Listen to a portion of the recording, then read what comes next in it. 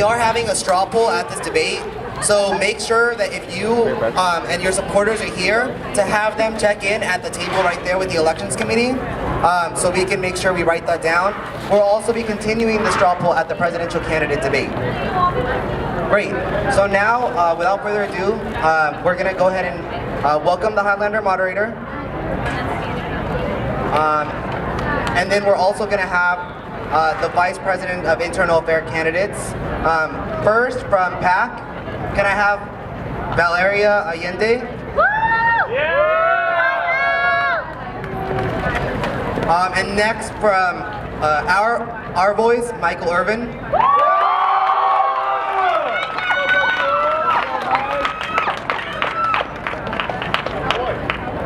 Thank you very much, Abraham. Thank you very much to everybody who came out today. And thank you to ASUCR for being here and holding the debates.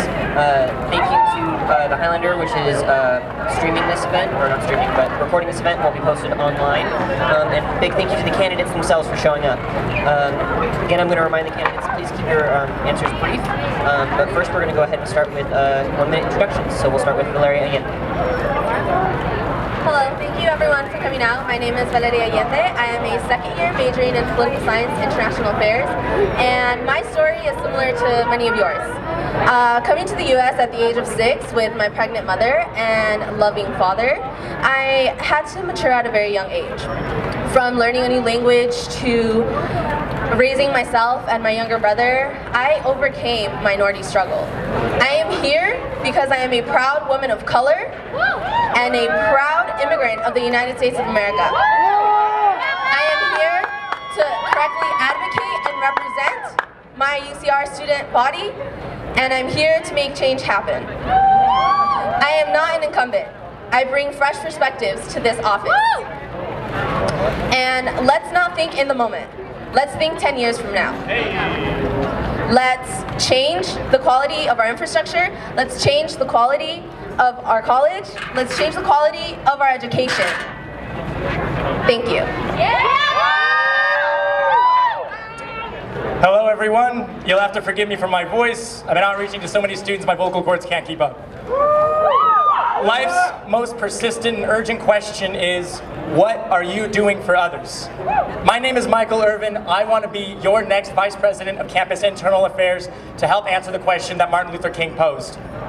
Now, with the Our Voice Party and our platform of pride, progress, and empowerment, we've already begun to answer those questions.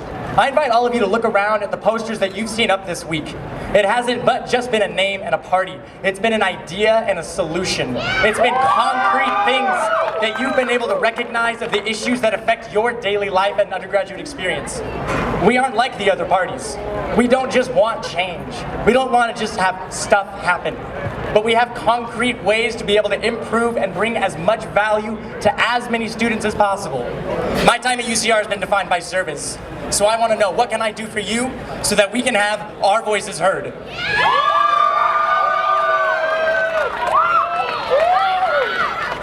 Thank you everybody for your introductions.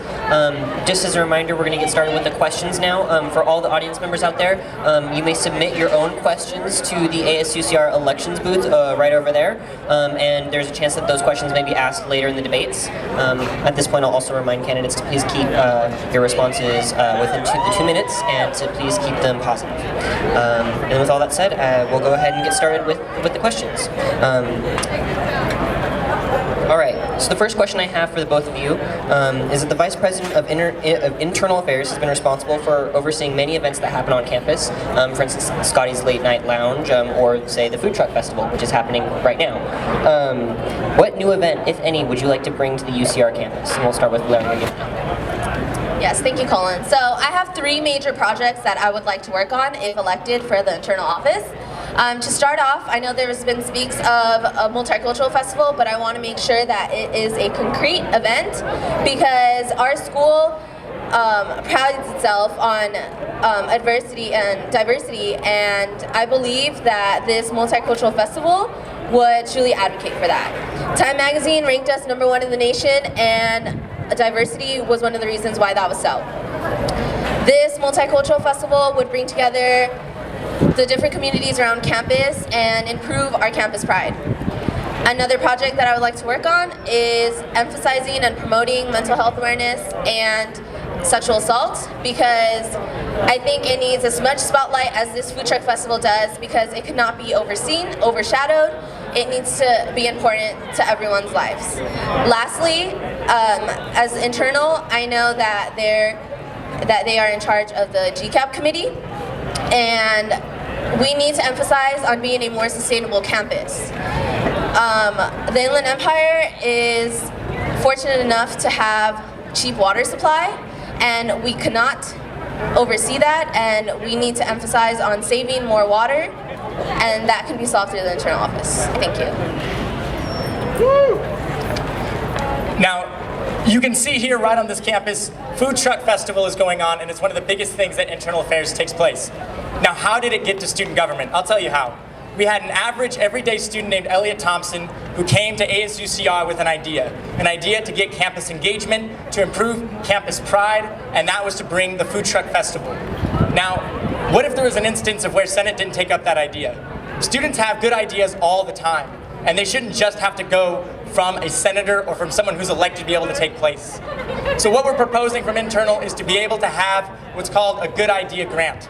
Something where you can reform the system so students who have good ideas can go and get the funding to be able to put those on. So they aren't limited from a top-down system of those who are elected to be able to carry these things out.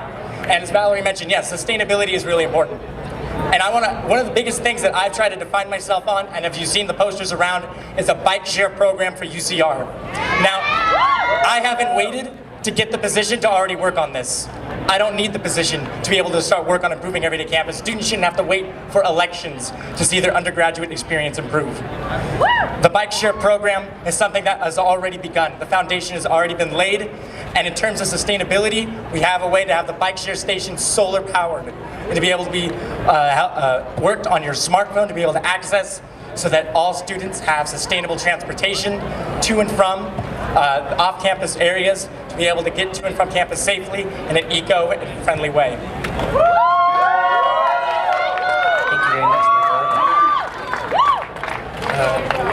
This next question actually has to relate with transportation, and it has to do with parking.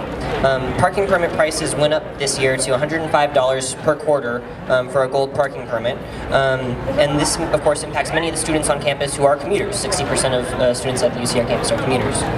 So the question is, what would you do to improve the parking situation on campus? And we'll address this to Michael Irvin first. Great, thank you so much, Colin. Really happy to answer that. What's one of the biggest issues you've seen on our posters here? Parking tickets, parking violations, the costs of parking that goes ever higher. What does our voice propose? We want to advocate for no parking tickets during finals week. You have enough to worry about on trying to make grades without having to find a place to park by lot 30 or somewhere down Canyon Crest. These are real concrete things that we'd be able to work on to advocate. And you know what, it's really pointed out, gold permits have been rising, blue permits have been rising. What's a way that we can combat that? We have a lot of students who live near campus, where it's far enough away that it's really difficult to walk because it can take up to half an hour. I know I did myself last year living in an apartment, but I live too close to want to shell out several hundred for a parking permit. A bike share program, however, something with stations multiple places off campus, can ensure a way that you can go to and from in an eco way without having to leave your carbon footprint at UCR, and also have a way that adds prestige to every student on this campus. Thank you. Thank you, Colin. So, this is a very pressing issue because as a party, we have been going and advocating to student orgs, and a lot of them have responded with negative comments about parking. And as a fellow commuter, I know how much parking can be, and I don't think we should be paying for parking at all. We shouldn't be concentrating on making bigger parking structures in the residence halls, but we should be attending our commuters because we are a commuter school. So saying so, I believe that any position on ASUCR should advocate for this issue. No parking, no cost of parking, and thank you. Thank you, Highlander. All right. One of the jobs of the Vice President of Campus Internal Affairs is to serve on the Academic Affairs Committee. And I just wanted to know then, what new proposals for the Academic Affairs Committee would you consider should you take that job? And we'll start with Valeria Allende. Yeah, so I currently sit on the Academic Affairs Committee through the Vice President of Internal Affairs. And through this committee, I have been able to make many changes to this campus. Sitting with other committee members, trying to make changes that will not only be as of right now, but in the long future. I like how the academic committee is held as of right now because we can actually reach out to our student body and have them input on what changes we need. I have worked on projects such as the Women Empowerment Week, which will be happening this quarter, and I have heard speaks of mental health awareness and sexual assault, and even renting out things such as gowns for graduation or clickers and stuff like that. So I feel like the Academic Affairs Committee is essential to the internal office because they essentially are who advocate for the whole student body. Thank you. Same question to Michael Irvin. One of the biggest things that affects us all, and I mean all students, is the cost of our textbooks. For someone in BCOE who has to pay $300 for maybe a mechanical engineering book, or even myself in CHAS where I get assigned like 6 different books just for one class, I can tell you that those rack up into hundreds of dollars that I can easily be spending elsewhere.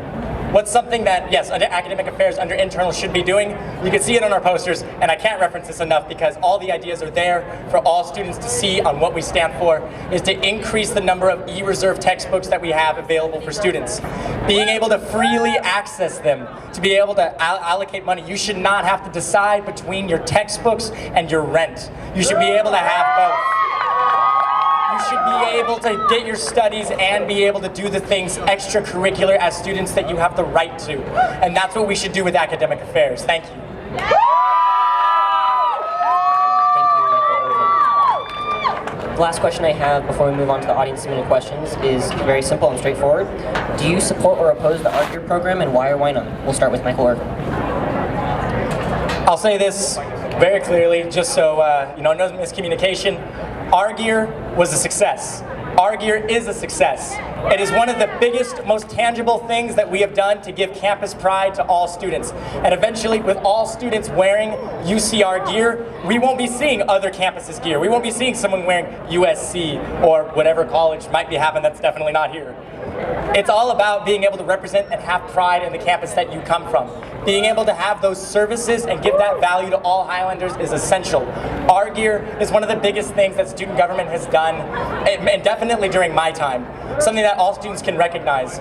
All you have to do is go on social media and find the outpouring of support and positivity that has stemmed from this campaign of students who want to come to UCR because they recognize that their student government does services for them, like giving them the representation to truly represent the campus that they so desire to be at. Thank you.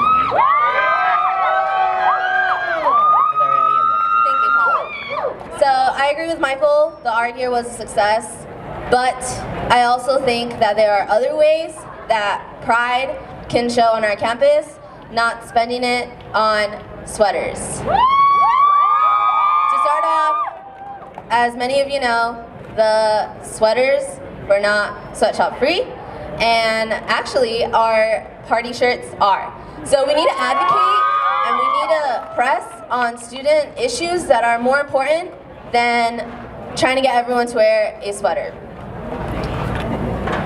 Pride is important to our campus, but there are other options such as a multicultural fest and the Student Diversity Council that can act on that. Thank you. Thank you very much. And now we'll move on to the audience submitted question, which is, how will you bridge the gap between UCR students and the neighborhood? So the neighborhood around UCR, and we'll address this first to Michael Irvin. Neighborhood Association is one of the most important collaboratives that our student government can be able to propose. I'm going to talk about one big issue that definitely has been affecting students and actually affected me personally.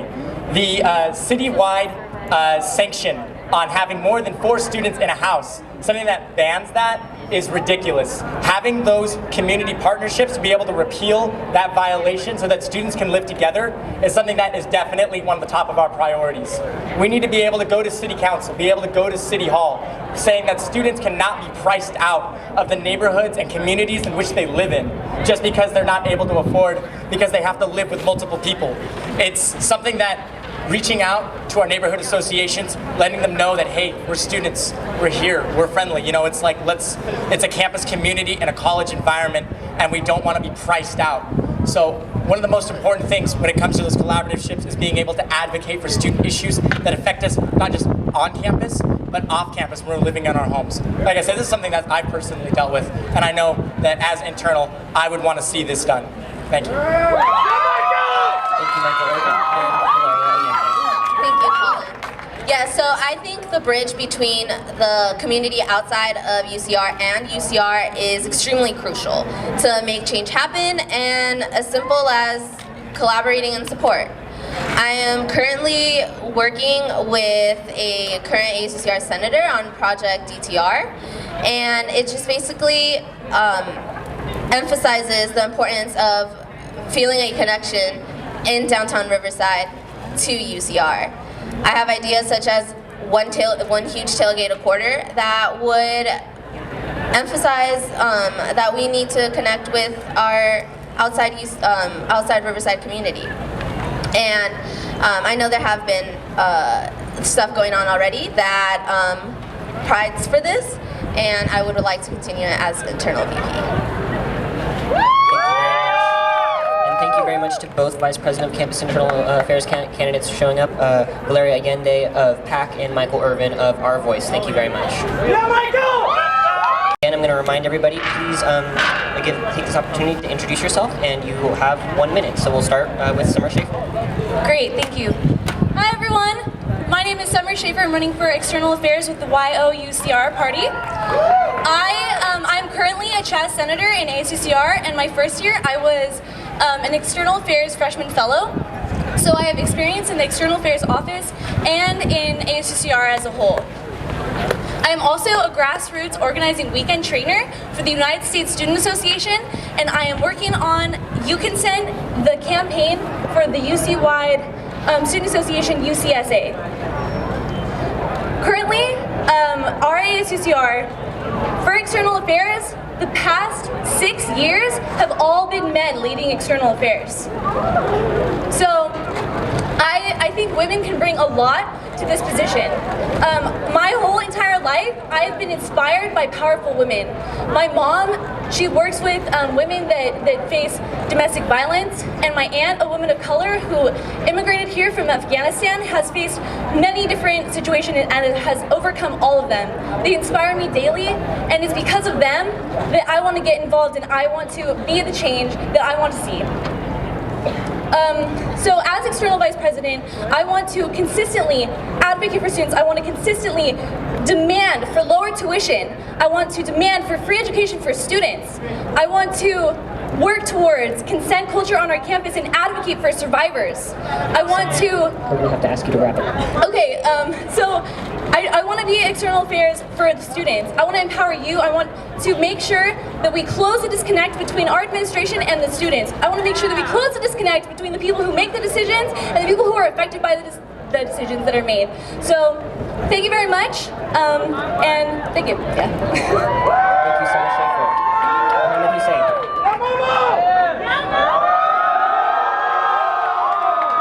Hello, everybody. Hi, everyone. How are you all doing? For those of you who don't know me, my name is Momo Hussein. I'm a third-year political science major. I have a double major in economics, a minor in Arabic, and also another minor in education. I'm clearly a man of multiple talents and multiple interests. I like playing video games. I love playing basketball. I play almost every single day. I come from San Diego, California, and I come from San Diego, California, and I come from a really, really, really big family. Like, so big, I'm gonna ask the crowd to shout out some numbers. Okay, chill. Not 20. I come from a family of 14. I have 11 siblings. It's definitely not cheaper by the dozen. And I also, I'm just sharing all these fun facts about myself, but the most important and the most relevant fact that you need to know about me is that I'm a student. I'm a student just like you. Okay, so what? The politician comes out, he's just a student, okay. But I'm a student leader. I'm a student activist. I am a student athlete. And most importantly, as a student, we have unalienable rights as a student. You have the right to feel campus pride. You have a right to walk your campus every single day and think that UCR is the best UC. It's the best university. You have the right to walk around with progress and empowerment of our daily student. I'm running with our voice. We're the best team, and I am your next external vice president. Thank you, Mohammed Hussein. Neftali Galarza. Hi everyone, my name is Neftali Galarza, and I'm here as a candidate for Vice President of External Affairs. I will go on in detail about my goals and my views for the Vice President of External Affairs throughout the debate, because we're going to have a lot of time to do that. For now, let me tell you about myself. I am a native of the Riverside County, but a Riverside County that you don't know. I am from Oasis. It's an unincorporated community of the Riverside County. And in there, let me tell you, the closest grocery store to us is about 30-minute drive. The closest parks to us could be another 30-minute drive. Any recreational area around us is about a 30-minute drive. So I didn't grow up the same way that most students here grew up. I grew up having to take a bus that was not even offered in my area, so I could be able to receive these. Sorry, my bad. To receive these the talent that I have today, because when I was a junior in high school, I was asked to participate in building healthy communities. That's when my whole politicized began. I found out that there were many students like me, and your story is really similar to mine, and that's a shame. We should not be saying how we don't have enough parks or we don't have enough anything. My goals in the future are to return to my community and change that. Through external work, I will advocate for our issues, and yeah, thank you.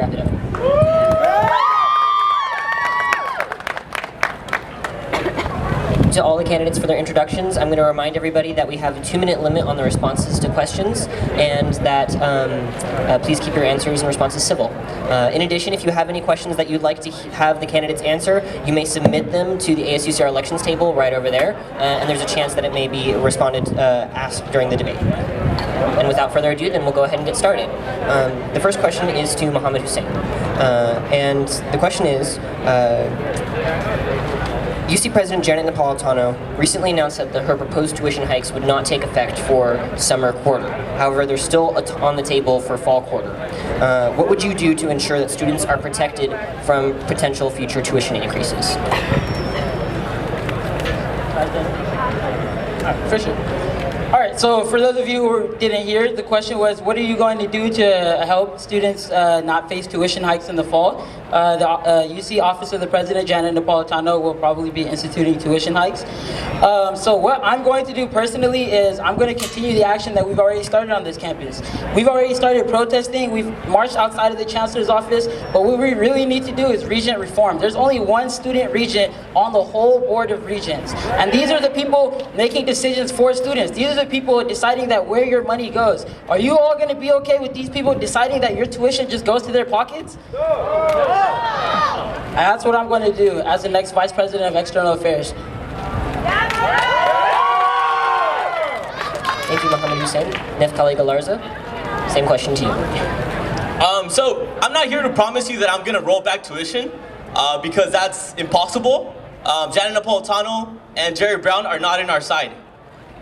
They're not here for us, for our interests, but we need to be more vocal about what the student interests are. I could probably say that I'm the only student sitting here out of the candidates that was at Hinderacre when we occupied that location until we were asked to leave. I could say that I was also at the first tuition protest in Sacramento, and I was one of the students that was arrested in Washington, D.C. fighting the financial aid cuts.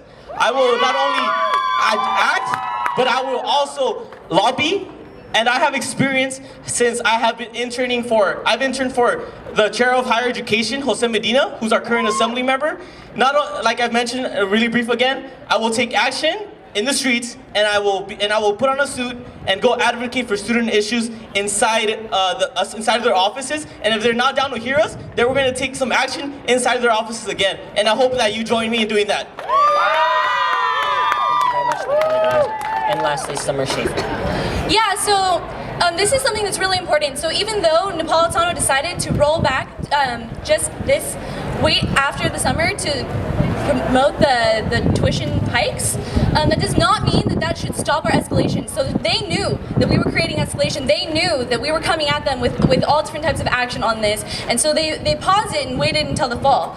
Since they're doing it in 5 increments as well, they're doing it in ways where they're trying to push back the power that students have. So I can tell you the things that I've done. I was there at Heinricher Hall. I was there getting arrested for students fighting against the obscene budget proposal that was introduced by our government that takes away $150 billion from students. That's a shame. So I can do these things. I have been out there. I've been fighting for students on this issue, but that is not enough.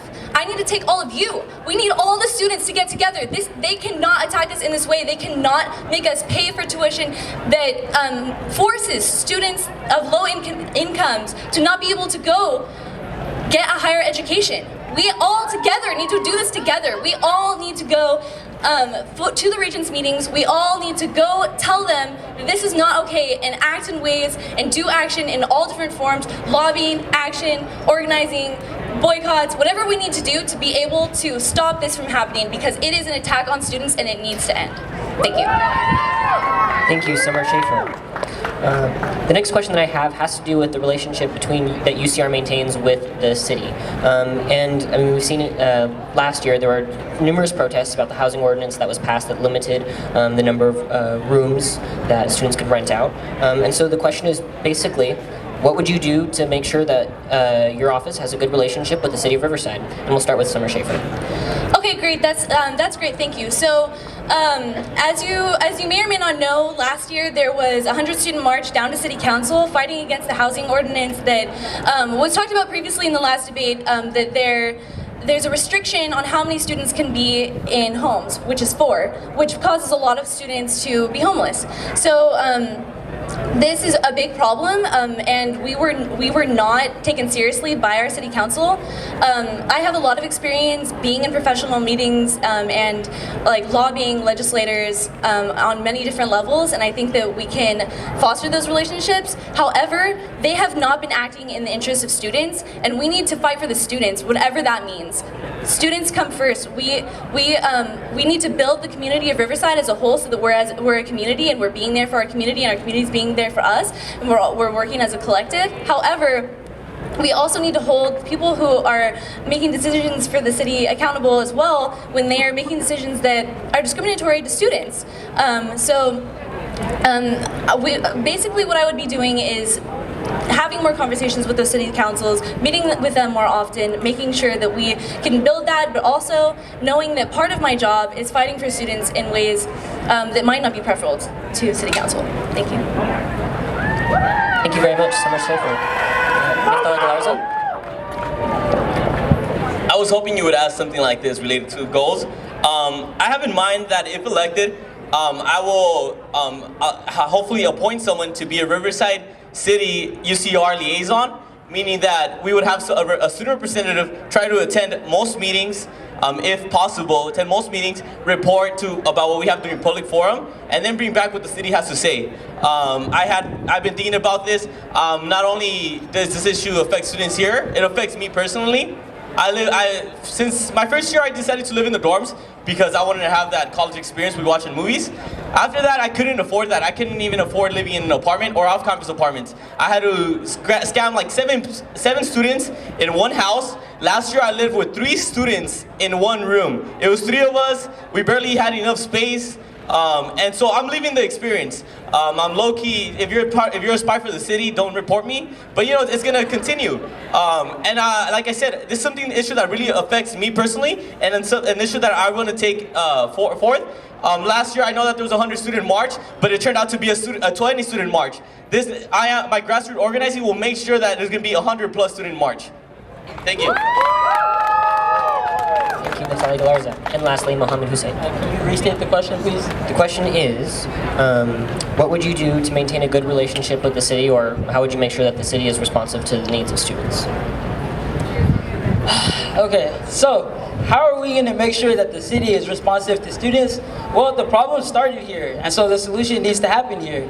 We want to talk about holding, the leaders of Riverside City accountable, but we also have to hold ourselves accountable. We have to understand that this is a two-way thing. Riverside's problem is that we're a commuter campus. We have students who drive from Fontana. We have students who drive from Moreno Valley. We have students who drive from San Bernardino and all over the Inland Empire. We barely have any students who live within a 2-mile radius of the school. That's problematic. We need more students here. And another problem with the housing ordinance is maybe coming up with, we're members of this community too. We're students. We all go to Riverside. When you signed up to go to UC Riverside, guess what? You signed up to live in the city of Riverside. You know what I'm saying? We're members of this community as well. We need to prove that we're bringing something to the community. We're not just a bunch of college kids who want to party. We're out here. We're volunteering. UCR leads the nation in community service. We need to show Riverside that we're an asset, that we're here for Riverside, and we're here to benefit the citizens of Riverside as students, because guess what? Now we're citizens of Riverside as well. Thank you. Thank you, Mohammed Hussein. Another question that we have here is, we've seen a lot of student-led protests. There have been protests on tuition, of course, most recently. Before that, there was, people mentioned the 100-student march down in downtown Riverside. But a lot of them sort of fizzled toward the end. The resolution that was proposed by the City Council still passed. The tuition hikes, there's obviously been no rollback on that. What would you do as External Affairs, Vice President of External Affairs, to make sure that changes actually happen as a result of UCR students taking to the streets and protesting? And we'll start with Mohammed Hussein.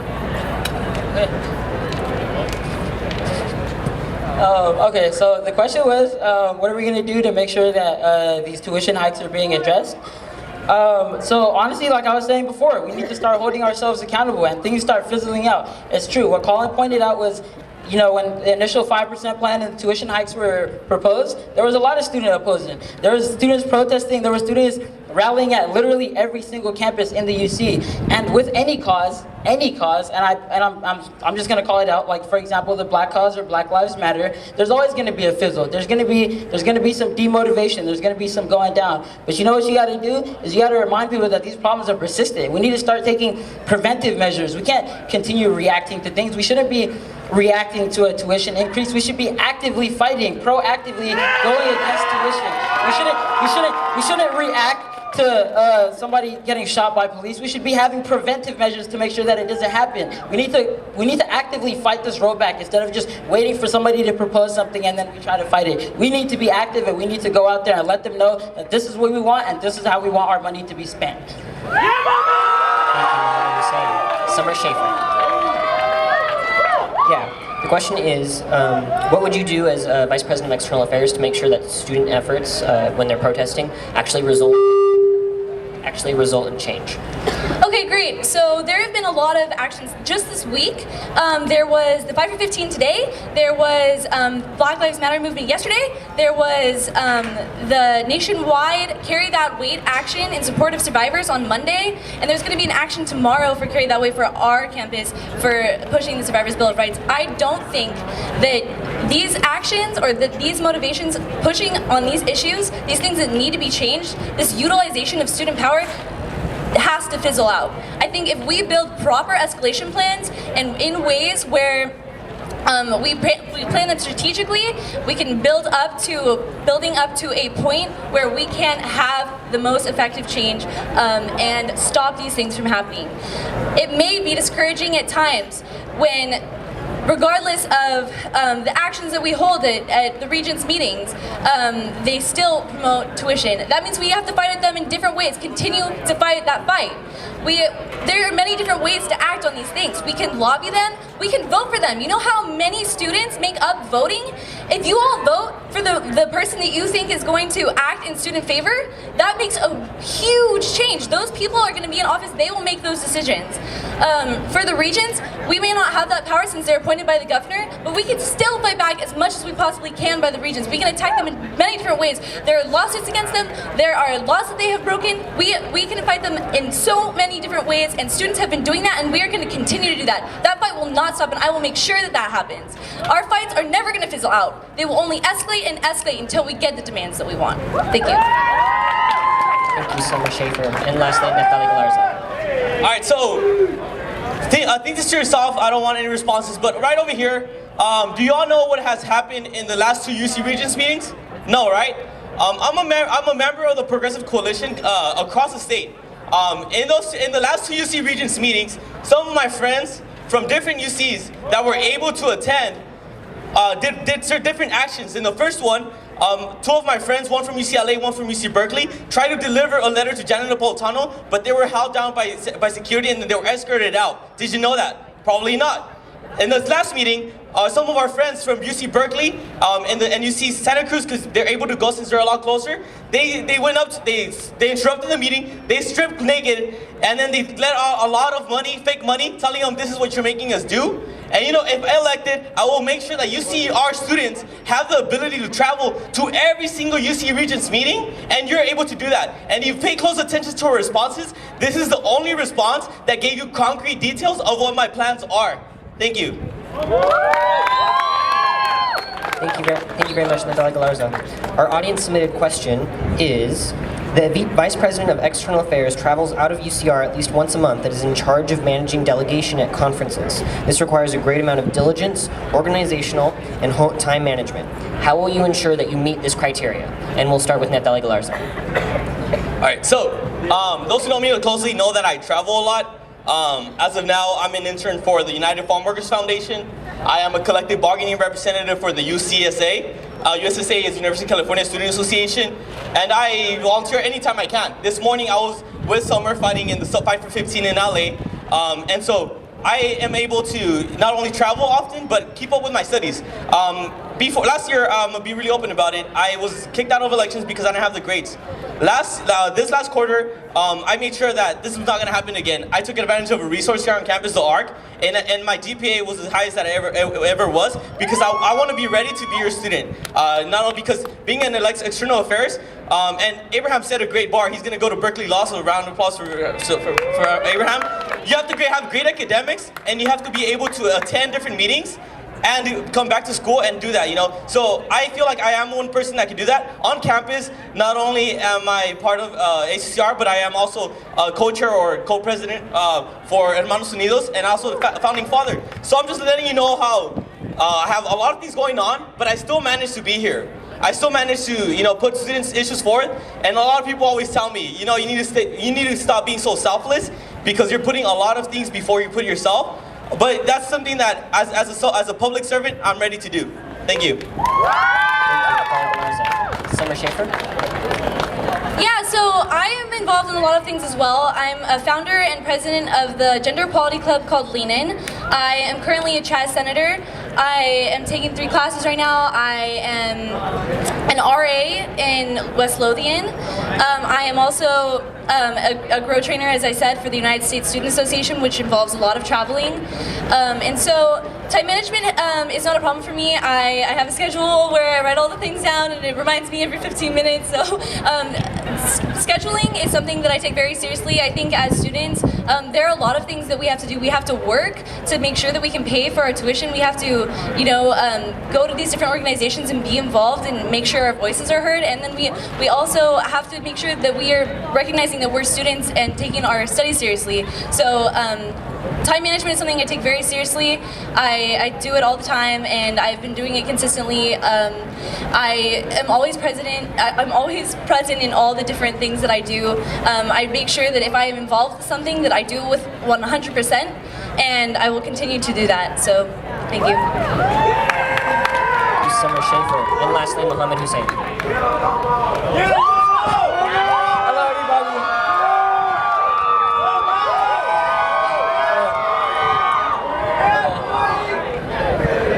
Okay, so Let me just start off by saying that I already am and will be remembered as one of the most effective student leaders that this campus has ever seen. I've already said my majors. I'm a political science major with a double major in economics and a minor in education and a minor in Arabic. So I clearly already have a lot on my plate. I'm taking 19 units this quarter. It's not, my usual course load. And then I'm also, I'm also an executive member for like a number of student clubs. I hold a chair position in the Kappa Sigma fraternity. I'm the parliamentarian for ASUCR, and I hold a number of other positions on our campus. I'm more than capable. And I'm glad Colin brought up conferences and diligence and making sure that the students are getting an effective leader and making sure that everybody gets to go to these conferences. I'm gonna make sure that the conferences are actually heard of, you know what I'm saying? Like, I'm going to Sacramento this weekend. That's for a student lobby conference. We're going to Sacramento to talk to senators, to talk to congressmen, and talk to anybody who will listen about student issues. But did you all know about this? I don't think a lot of you knew about this. So what I'm going to do is actually really publicize a lot of the events that are going on at ASUCR to make sure our students are involved and everybody gets a chance to go to these conferences. Thank you very much for your response. And I'd like to thank all of the Vice President of External Affairs candidates, Summer Schaefer of YOUCR, Mohammed Hussein of Our Voice, and Neftali Galarza of PAC. Thank you very much. Thank you.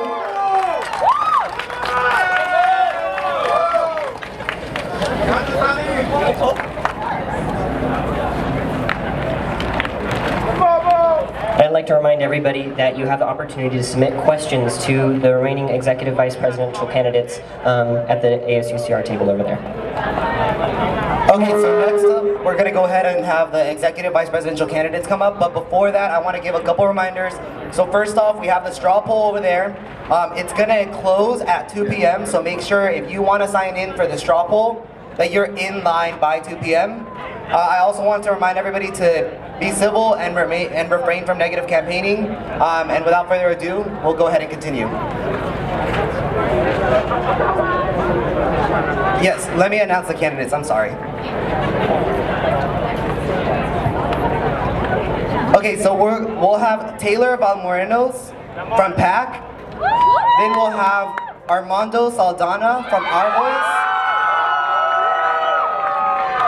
as well as Nilan Gunawardena from YOUCR. Thank you.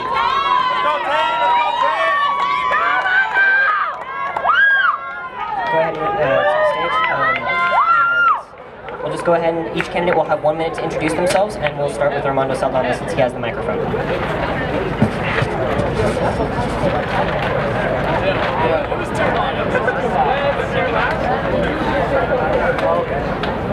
Got this, Taylor!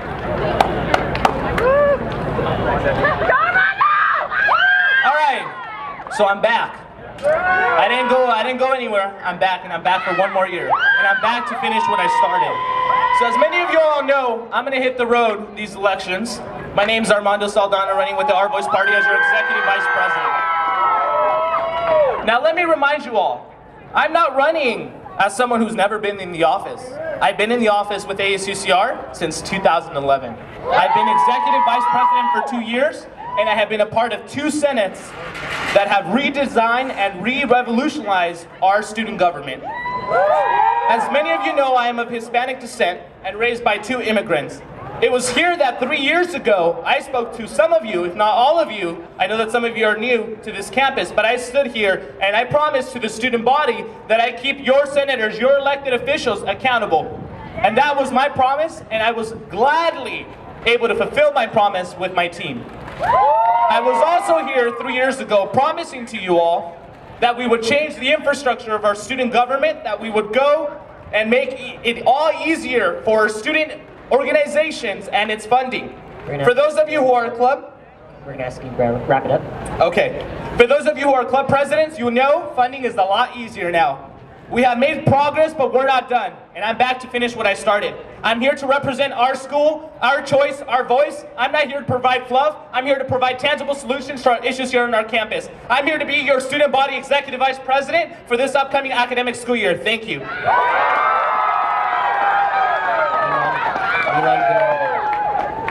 Hi everyone, I'm here as a candidate for executive vice president. and I'm here because I'm an advocate for students. I stand for student issues, and I stand from a bottom-up approach to student issues. I think that all of the ASUCR senators should be going out to clubs and organizations, should be going out to Panhellenic and IFC, should be going out to Costa Hall and finding out what the student issues are, and they should go take them to ASUCR and work on them. I do not think that ASUCR should be focused on passing resolutions in the Senate chambers that do nothing to help student issues. I am here to create tangible change. I'm here because ASUCR needs to be reformed. ASUCR has the opportunity to be a great conduit for change. We can bring in communities together that would normally never be together. ASUCR can come together, can bring these communities together and create positive change that will make an impact on the daily lives of the students at this school. And that is what this is about. That is why I'm running. Because all of us have issues, whether it's parking, whether it's your tuition, whether it's the fact that we can't afford to pay for our next meal. We have our issues and we need someone to come together and solve them. We need someone. And that is why I am running for your executive vice president. And Taylor Balmore. Hey! Hi everybody, my name is Taylor Morris. I'm running with PAC, Pride Action Change, to be your next executive vice president. So a little bit about myself real quick. I'm a transfer student. Right out of high school, I decided to go to community college because tuition is outrageous, and so I went to community college down the street. During my first year, I became president of the Clubs Events Board, which is very similar to the Associated Students Program Board. And I was in charge of coordinating a building community with over 100 plus clubs and 26,000 students at Sacramento City College. There I learned how important community is to a student, how important that support system can make in their education. And the next year I was student senate president for that community college, where I learned how important education is to people, to myself personally. My third year I became the vice president of external affairs for the largest student association in California, the Student Center for California Community Colleges, where I learned how powerful student voices are. Next year I want to run for executive vice president because I want to bring and build an open, accessible student representative board. I'm running with PAC because I believe they're the ones who can do it, where they can bring the communities together. Thank you. Thank you, everybody. Go ahead and have a seat, and we'll just go through a couple of questions. A reminder, please keep your responses within the 2-minute time limit. And to the audience, this is your last chance to submit a question that you'd like to have one of the candidates answer for today. The first question will be to Taylor Valmores, and the question is, the executive vice. So first, thank you, Colin. So the question is how I will make sure the legislative branches and the executive branches and the senators are working well together. First off is making sure that the student leaders on this campus, as well as in the ASUCR, have a shared vision on what we're working towards, and we have a commitment to the students we are serving. During the summer, the executive vice president is in charge of the retreat and training for ASUCR, and is there that we can make sure that we build a collaborative environment where we're working together and that communication is paramount between the three bodies. The senators and the student leaders understand that the students are what we're here for, and if a student leader in one branch is working on a project, then they should have no problem working with any students in a different branch working on projects. We're both here for the same reasons. Thank you very much. Armando Saldana. Go ahead and repeat the question for me, Colin. What would you do as executive vice president to ensure that both the legislative and executive branches work well together? Good question. So, I was a part of the Senate my first year when we transitioned from the parliamentary system to the 3-branch system. That is now what we have today here, direct elections here. One of the things that, as executive vice president, you play an integral role in the Senate. And some of you may or may not know this, but you are bridging the gap in the communication between the Senate and the executive cabinet. Having consistency and effective communication with the President Pro Tempore is something that is necessary. One of the things I did my first year when I was Executive Vice President was I signed off on the President Pro Tempore position to be an individual office. That was something that we only did temporary so that they can fulfill their duties to fulfill the Constitution and bylaws, because there was a lot of work that needed to be done. When I left office, that same change that I left was not fixed. It was not put back together. We finished the Constitution and the bylaws, We put it back together. We effectively communicated that to the student body, but we didn't put the president pro tempore back to the executive vice president, because essentially that officer is supposed to be the effective communicator between the executive cabinet and the senators to ensure that there's consistency with the office and to ensure that it is one voice, one team. And that's why I'm here today, to let you all know that I'm here representing our voice. Thank you, and lastly, Okay, so I think the biggest thing that we have with ASUCR is that there's a bridge between the communication of the executive branch and the senators.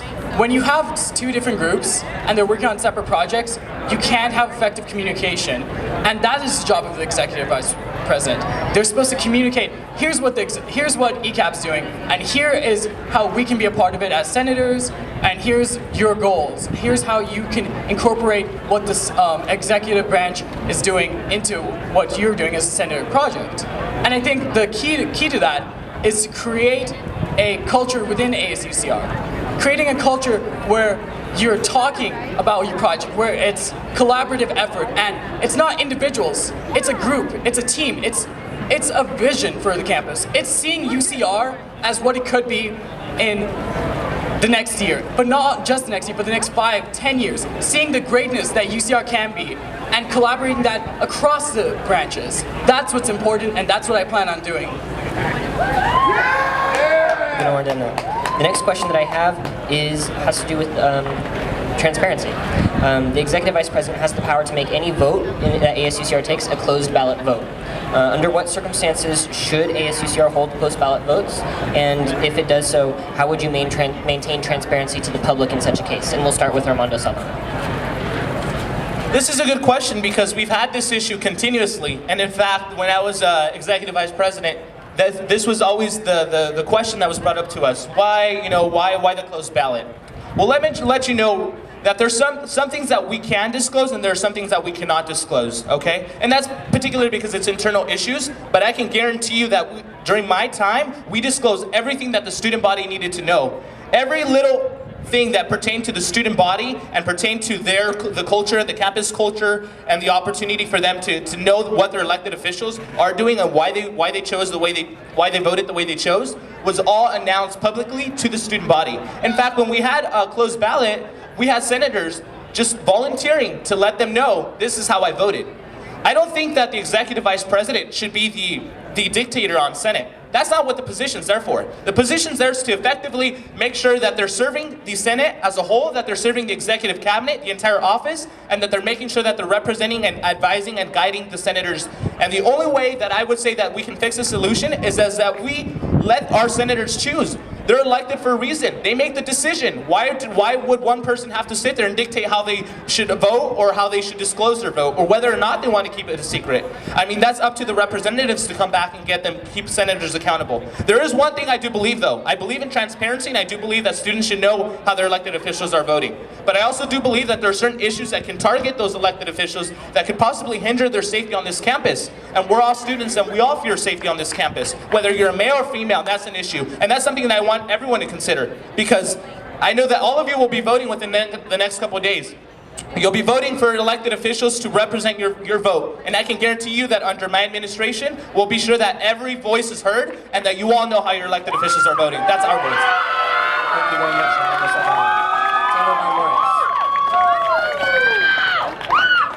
Thank you. So the idea of a closed vote is problematic because I am huge on transparency and accessibility, and it's hard to be accountable if your representatives are voting closed. But at the same time, it's also necessary at some levels because safety is also a huge concern, and there's some things we just can't disclose. Yeah, no, that's it. I'm pretty much simple now. All right, thank you very much, Taylor Van Morris. Lastly, Nilang Gudamordena. Thank you. So I think that there's literally no reason except to keep the safety of the senators to have a closed vote. It goes against all the ideas of transparency, of accountability that we want in our government. We want our senators to be bottom up. We want them to go out to the students and talk about their issues and figure out and solve them. We don't, and how are you gonna do that if they go, they have an issue, they take it to the Senate, and it's a closed vote? You have no idea what your senator would be doing. We need to have all our votes transparent, we need to have all our votes accountable, and we need to make sure that our senators are holding up to the standards that we expect them to be held to. Thank you. Thank you very much. We'll now go to our audience submitted question, which is, what does support for the food pantry mean? Any resolutions in mind? And we'll start with Nilanguno Ornana.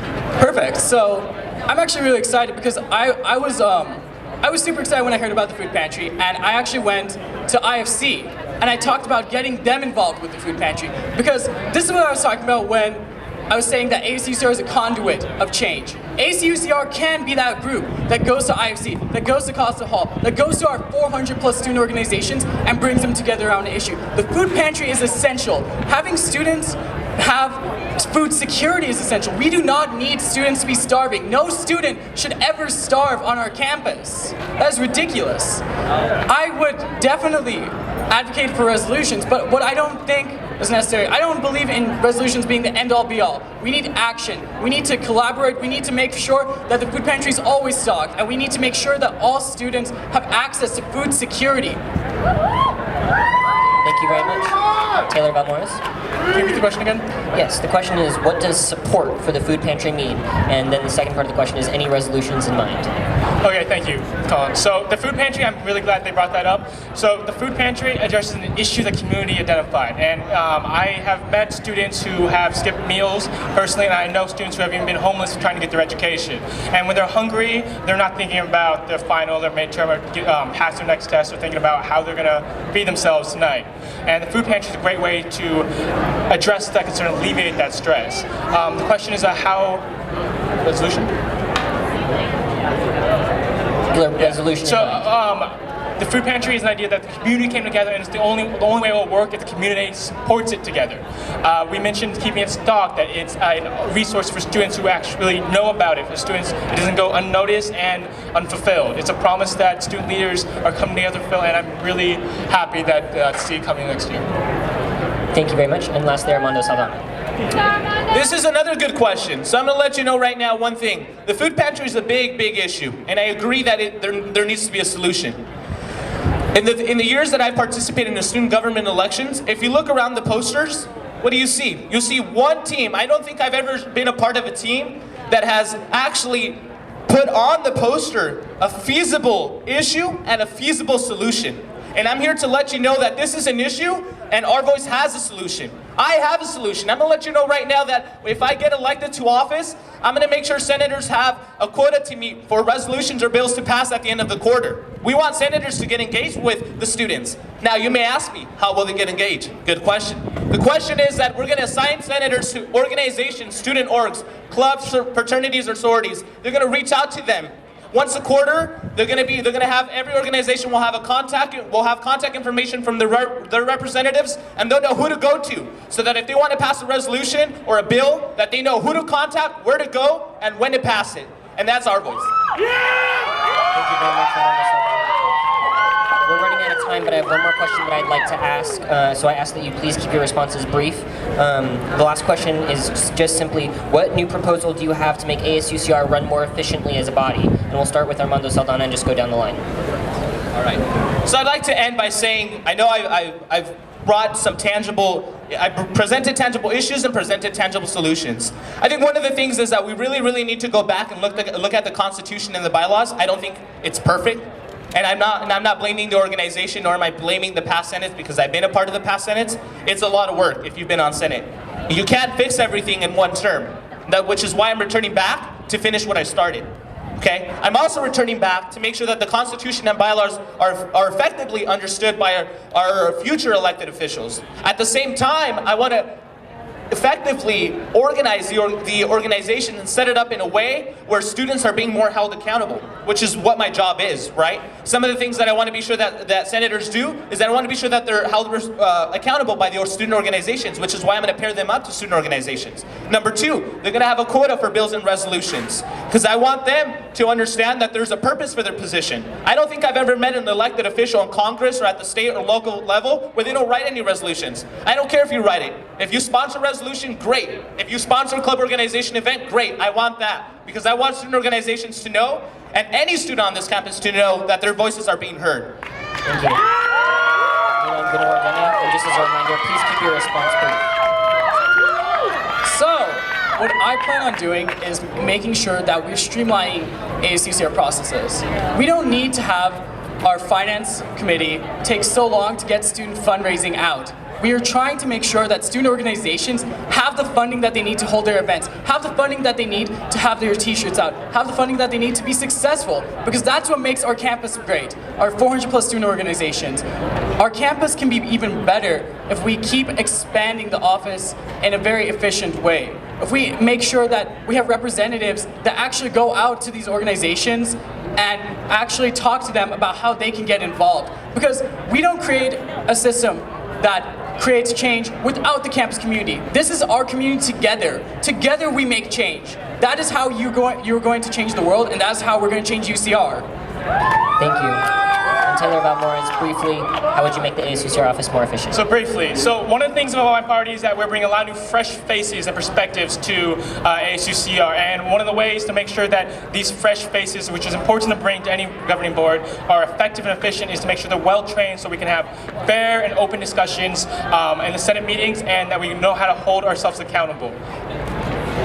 Thank you very much. Thank you very much to all the candidates for joining us. Armando Saldana from Our Voice, Milan Gunawardena from YOUCR, and Taylor Valmores from PAC. Thank you very much.